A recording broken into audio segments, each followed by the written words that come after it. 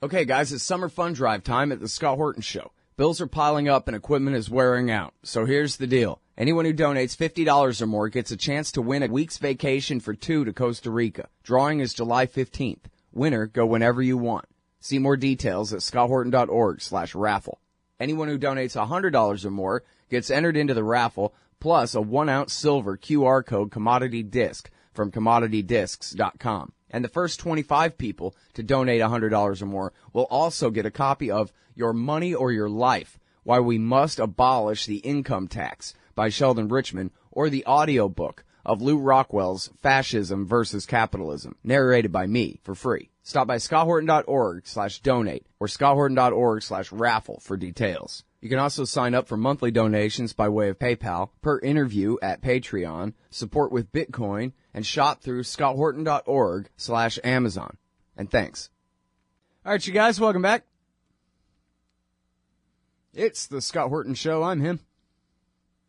Our first guest on the show today is Annie Robbins, editor-at-large over at Phil Weiss's blog, Mondo Weiss. He's got a whole stable of great writers over there. She's one of them. Welcome to the show, Annie. How are you doing? I'm doing great. Thanks for calling me, Scott. It's an honor to be here. Very happy to have you here. So first and foremost, lots to talk about. But first and foremost, foreign direct investment in Israel dropped by 50% in 2014. From what to what? How big of a deal is that? Well, I think it's a radical deal. I think we're seeing the effects of years of efforts by the BDS movement, and also just the gradual awakening of the public to the consequences of dealing with Israel, and that basically it's just a bad investment. It's common sense that it's a bad investment. Mm-hmm. And now, so what kind of dollars are we talking about? It's how many billions decreased from what to what? Oh, I actually don't know the specifics of the billions. I think that it's not. I don't think that that's the main focus here. I think the focus is on why it's decreasing. The expert that I wrote about in Israel said it was a combination of last summer's war and BDS. Well, it says here, and it's in, I guess, Israeli dollars or whatever. I'm not familiar with the symbol. Actually, it's not U.S. dollars, but it's maybe it is the symbol for the shekel, but they're saying down from 10 billion to 5.7, 10.5 to 5.7. So that's huge, right? That's more than all American aid to Israel every year. It's a huge amount of money. Yeah, huge amount. So I'm just saying it's not like we're going from, 100 million to 50 million. We're talking about billions and billions of dollars. No, we're talking about billions of dollars, but you're seeing the effect here of years in the making. I believe, I mentioned in my article that back in 2013, we reported that investment committees for European banks were considering recommending their institutions borrow loans to Israeli companies with economic links to the occupied territories. And these companies, these investment committees, they don't. I don't think they're looking at whether someone should boycott or not. They're looking at what a good investment is. Investors could become complicit in not only just morally what's going on over there, but because Palestine is going to the International Criminal Court, and they just yesterday they went and submitted documents including the crime of apartheid, war crimes, crimes against prisoners, and 23 counts in all. In fact, we have an excellent article up by our Ramallah correspondent, Alison Degger, right now with an exclusive about that. And so at the time, 2 years ago, I think it was referred to as an economic tsunami if something like this happened. Mm-hmm. The mother of all fears, it was called by Haaretz journalist. And or I think that was the Israeli government. I think it was Bennett. So these kinds of this tsunami, so to speak, has been building for a long time. And what we're seeing in the last year is we're really seeing an explosion of press about it. But it's been building for 10 years. The BDS movement has been building for 10 years, and there's just so much more awareness now. Mm-hmm. And people really talking about it, not having fear talking about what's going on in Palestine, in Israel. Mm-hmm. And now, the BDS movement, I don't know if there's a good metaphor you could use or something. I don't know. Is there a way that you could help us to understand maybe miles per hour or something, just how big it's grown, how fast it's moving compared to what it was a few years ago? Well, I'd say it seems to me that it's growing exponentially. I'm not an expert on the BDS movement. Of course, I'm part of it. I support it. But I'm not a spokesman for it by any means. But it seems that the growth on campuses, and certainly since, I'd have to say it was around January of last year when the Scarlett Johansson SodaStream thing exploded in the press with the Super Bowl. That all of a sudden it really became front page news, and you could see, and this takes us back to investment, you could see the stock started plummeting for SodaStream, which I personally think was just people having, investors fearing they're running off the sinking ship. Right. And then Netanyahu started, he mentioned BDS or the boycott like 18 times in the AIPAC speech. John Kerry, I think in Munich, mentioned, repercussions of not coming to a peace agreement and boycott, and everybody exploded because he said that. And all of a sudden, people just started really acknowledging and talking about the boycott movement, which was just, people thought was fringe. Mm-hmm. Well, of course, now it's just every day. I think they called it recently, they called the boycott movement responsible for 9/11. I think that was Netanyahu, a blood libel. They're Nazis. They're going crazy over there. But unfortunately, they just changed their framing. They never changed their policies. That's what it seems like. So all these words, I know they could turn this around pretty quickly if they changed some of their policies, the Israeli government. Yeah, sure. Well, no doubt about that. And that's the thing. The reason they got to say, oh, Nazi this and that is because they got to try to talk about anything but the occupation. And, I was actually going to save that for the second segment because it could be such a long rabbit trail to go down. But I wonder if you had noticed, I guess you must have noticed, it seems to me that it seems like if I was a right-wing Israeli nationalist, I could come up with bogus excuses. I would call it security or something. I would say, right. Well, we have to have this occupation in the West Bank to prevent the terrible suicide bomber, some kind of nonsense. But instead they say, no, we're real good on gay rights. Oh, this, that, whatever. Like, I'm just supposed to pretend like I don't know that Palestinians exist. And I'm only supposed to think about how good Israeli Jews have it. Wow, what a great country you guys have. I almost forgot that the millions of people living in the Gaza Strip, the West Bank, and East Jerusalem have no rights at all. You almost got me with your little pink washing thing there. Right. Well, and calling me a Nazi, boy, did that scare me off. From my perspective, after years of being involved in this movement, I'd have to say the ad hominem attack, just the attack of the person and not the argument, is their number one tool in Israeli Hezbollah is always just demonizing your opponent. So what I see is this constant shifting of narrative and framing and the way it's all described, just a big PR fluff, but no changing of the policy. And the thing is until the policy is changed, this won't stop. There's not, I always think about like Kennedy said, you can't fool all the people all the time, but some of the people all the time. And this is just a completely unsustainable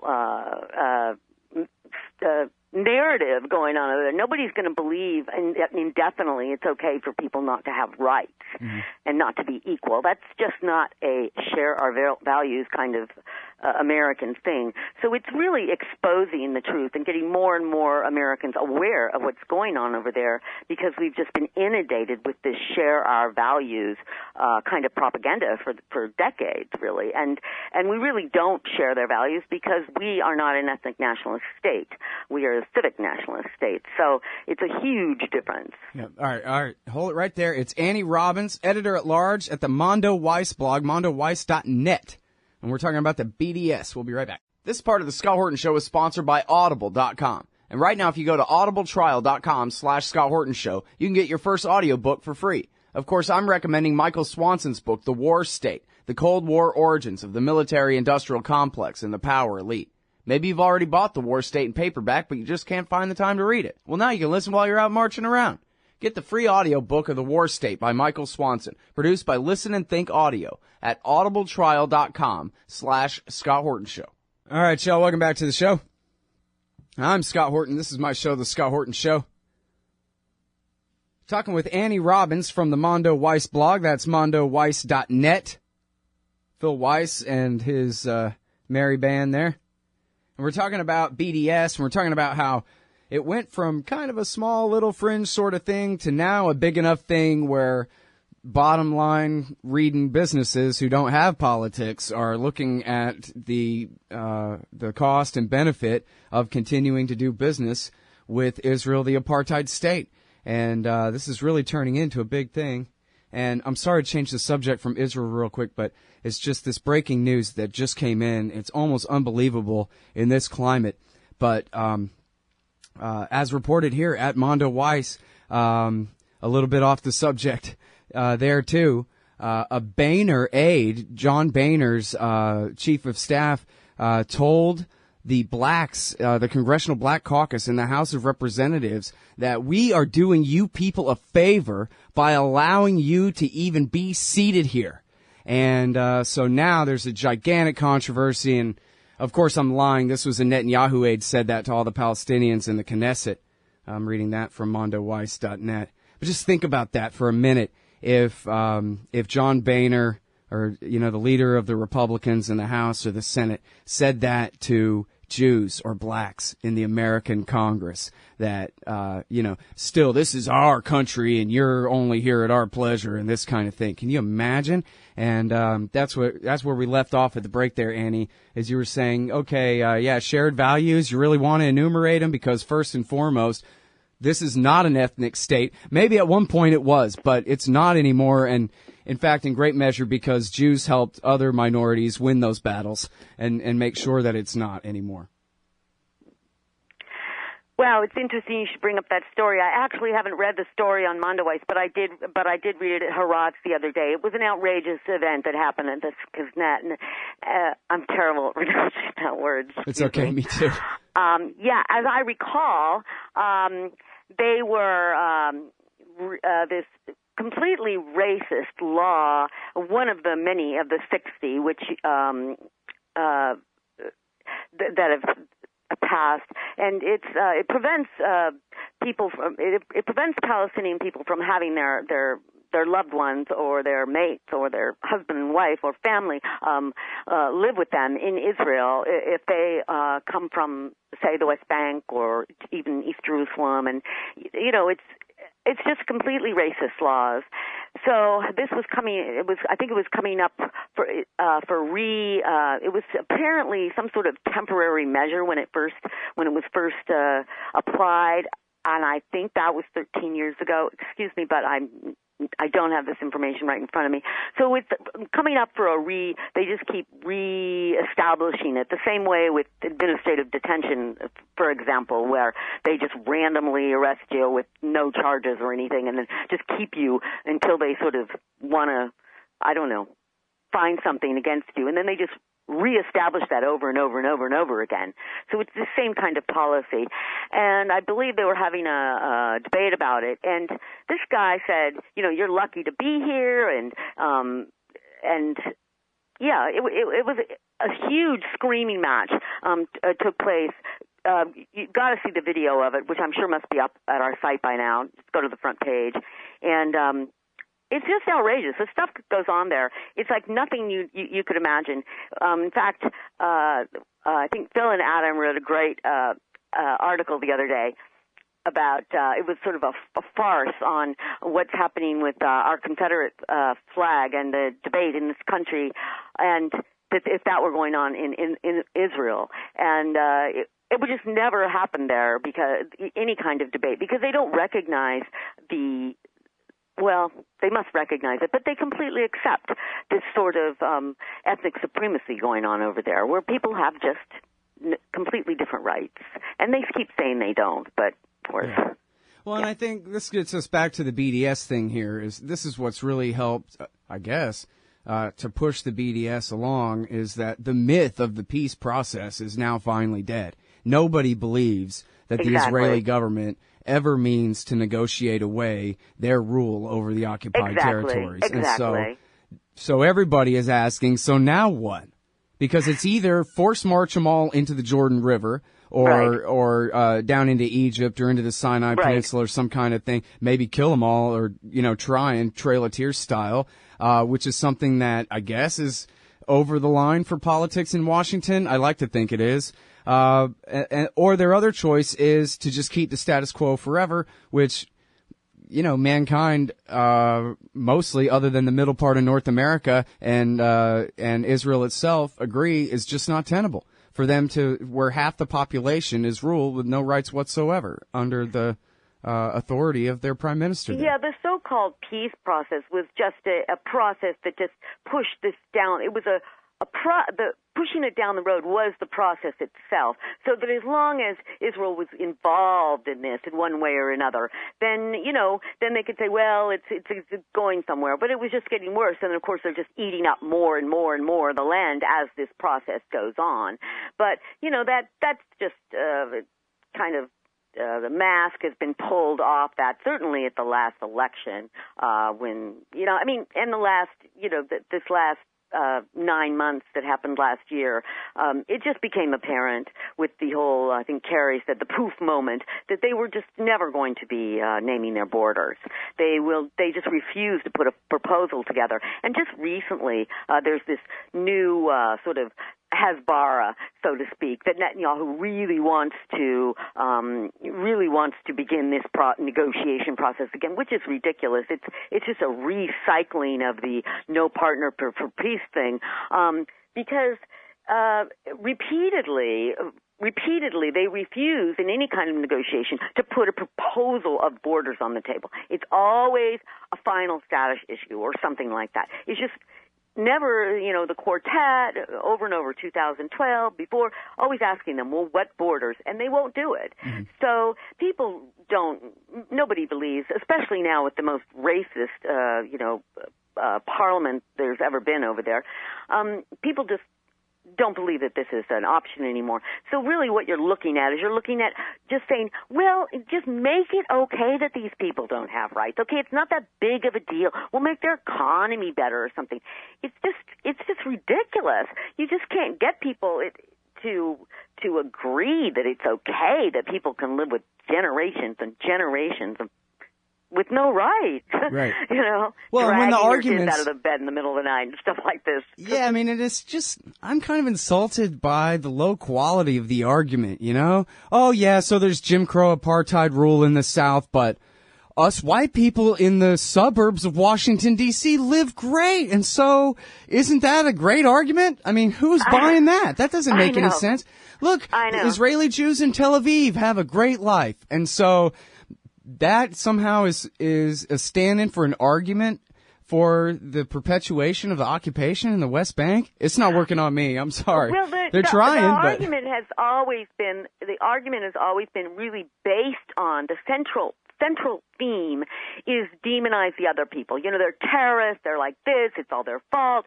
And that's been going on for so long. And I think, back before the internet, so last century or whatever, that might have worked on the public. But now we've got these kids that, unlike myself, that, grew up with Martin Luther King Day in kindergarten, literally, and grew up with this dream that this represented America.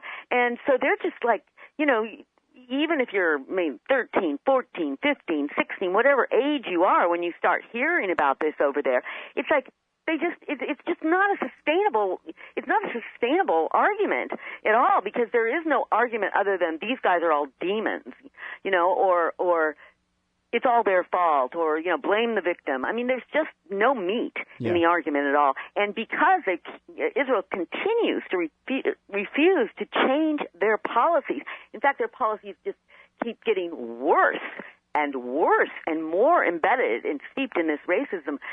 I don't know. It's just, the more you look at it, the more you expose it, the more people see the truth or read about it or just, peel the layer behind it. It's just this big, ugly mess. Mm-hmm. And so that's what's so challenging, I think, and why they're having, Sheldon Adelson is having, conferences in Las Vegas to counter BDS, is because they just keep trying to come up with, these PR gambits, but, there's just no putting lipstick on that pig. Right. Yeah, that's the thing about it. And you're totally right about the internet there. I grew up watching from the time I was a little kid. I always watched Tom Brokaw and Rather and Jennings too, and the PBS NewsHour, that kind of thing with my dad. And never in my life have I seen on TV where they throw up a picture, a map, a bird's eye view of Israel and say, now this part here is the occupied territory here. And that's where they lost in 1967 and they've been occupied ever since. And this is what they're working on. Now sometimes they'll talk about the peace process, this and that, but only on the assumption that, hey, you better already know what we're talking about because we're never going to explain it to you who's occupying who. And they always frame it, and Phil and I have talked about this on the show many times too. They always frame it that, oh, it's land for peace, as though we start out with Israel rightfully owns some land and they're under this terrorist threat that if you don't give up some of this land to us, then we're going to wage terrorist attacks against you all the time. And that is the way the entire issue is framed to certainly the talk radio right in America, and I think just most Americans in general. But then we get to what you're talking about, and especially with Web 2.0, Facebook and Twitter, there's just no arguing that the people of Gaza have Israel under siege. Now, you could try to say that, and maybe in 1992 it would have worked, but it just does not work now, and especially, I think, last summer's slaughter, canned hunt against the people of Gaza there was the real turning point of turning points, and Twitter even more than Facebook or anything else, because you just had people with 3G phones in Gaza. They take a picture, they tweet it, and it gets retweeted, and all of a sudden they have equal voice with Jake Tapper on CNN. They have just as much coverage as he does as far as getting the truth out to people. Hey, here's what my neighborhood looks like now. Does that look like a surgical strike to you? And then, no, it doesn't. Last summer was so horrifying. I was in Lebanon at the time, and I was so petrified. I could not write a thing, and I just started. I woke up, of course, the bombing campaigns, which would begin, when it first started after midnight, and the whole family's being taken out.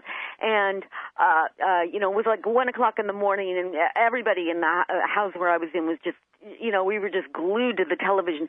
And I go on the Twitter, and I'm seeing at the same time at 10 in the morning, protests breaking out in Chicago, and I just got goose pimples and just started crying and started collecting all these photographs. And so mostly I collected photographs of protests.